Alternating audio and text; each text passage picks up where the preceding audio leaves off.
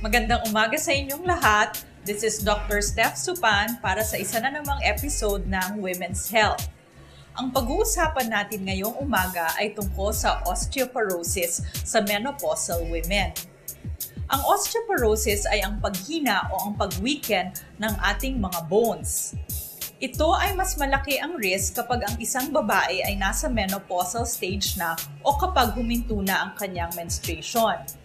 Ang pagbaba ng estrogen ay nakaka-increase ng bone loss o ang paglambot ng ating mga buto.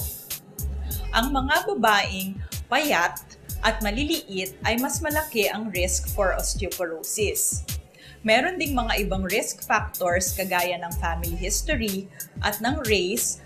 Ang mga Asian at mga Caucasian ay mas mataas ang risk kumpara sa ibang lahi.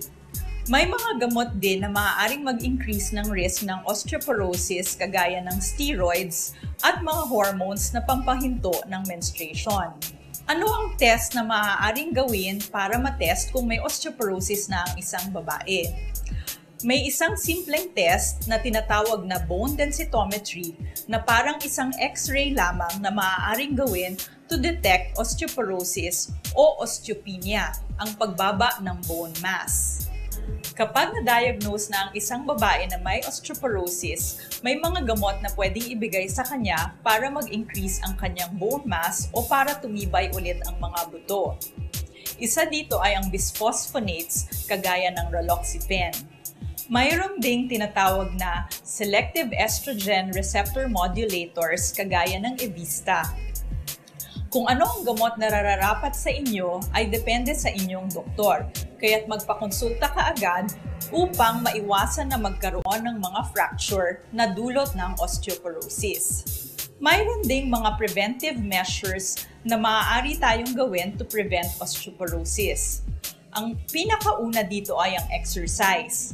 Ang exercise na importante para palakasin ang ating buto ay ang weight-bearing exercises.